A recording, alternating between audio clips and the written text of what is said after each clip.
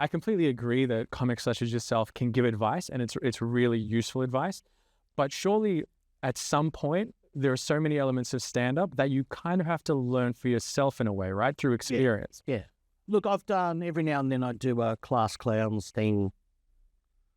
It's the guys from the Robert Chicken venue, and they do a class, and I come in. I used to just do a talk about, where I've been, where I came from, what I'm doing now. But now it's just ask me a question and I'll answer it. And not that I'm actually teaching them how to do comedy, but I'm giving them some experience. And I don't mind doing that. I think it's important, and I've gone to people sometimes when I want to write something and I'm not sure how to present it. I normally see, like Brad Oakes is really good at that. Right. And yeah, he does one-on-one classes. He does one-on-one classes. You're paying some money and you go through your script and he points stuff out. There's comedians, like he said to me, there's some comedians where they write something, it's perfect. Right. But yeah, so you don't know. Like with me, I'll write something and I'm going to try it on stage before I know if it's working or not. Sometimes it works. Sometimes what you think's funny is actually funny. But sometimes it's like blah, blah, blah, blah, blah. Definitely. And you've got to start culling and cutting and stuff. People that are that are protective over their material or doing the wrong thing. And if you remember Ben Elson, his theory was he'd write, he'd send it to his partner, his comedy partner. Whatever the comedy partner took out of the script, that was it. Okay. That was a lock. You couldn't get that routine back, that line back. And then they'd keep swapping until they finalised their script. Interesting. So you wrote, you gave it to B, and B went, that line doesn't work, that line doesn't work. You don't go, oh, but I really like that line. If B thinks that line doesn't work, it's gone. Then A's got to go, okay. Interesting. Okay, so I think we're because I don't think we disagree here, because that's collaboration. Okay? That's collaboration. And I completely agree that comics can give one another advice. They can give tips that improve each other's routines. But let's say someone who's never done stand-up before. Well, first of all, do you think anyone can get good at stand-up? Because I personally don't. I think some people just would never be good at it. But no, some people don't know how to perform. Right. Either. Okay. Some people are just, like my wife should be a stand-up comedian. Really? She's a great storyteller. Whenever we go to a dinner party, have a dinner party, she's the one that's telling all the great stories. Right. She's better than Joe Vardy.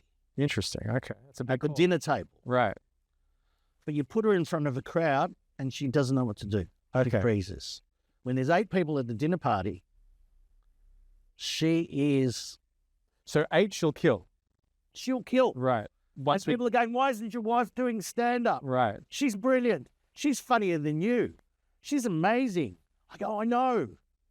How am I going to make money out of her when she can't stand up in front of a crowd? Yeah, you should start representing her, That'd be great. You mentioned before that sometimes you have an idea that's funny to you, but it doesn't work.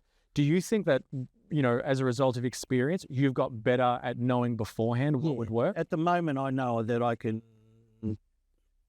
put out, let's say 10 things, 6 will be good. Okay. But you don't know which one. I have the confidence so I can present that, and yet still I'm nervous. You still get nervous? I'm still nervous about the show we're doing now. Oh, really? You're killing it. The Waggy Men in Black. There's new bits in there. They're going to be funny. People are going to like it or not. And you haven't tried it anywhere? No. That's crazy to me. But we've got our stand-up there. And I've got new bits in the stand-up too. Right. So I'm always... I never change the whole stand-up. I just, inject new things. You grab a unit, take it out, and you grab it. It's almost like Lego. You take that piece out and you put another piece in. And then you start building your next routine. But you still got a few of the winners in there. Because, look, when you're performing, you're not performing to, like TV, you're not performing to 1 million people. You're performing to 100, to maybe 1,000 people. So it doesn't have to be entirely new. Not everyone's seen your stuff. And if people say to me, hey, George, we've seen you. Oh, yeah, would you see me? 2017. You know, when you did Straight Outta Compo. Wow. So my routine's changed a bit since then. Right. So that's good. Yeah, for sure. And I normally do very environmentalist with my comedy.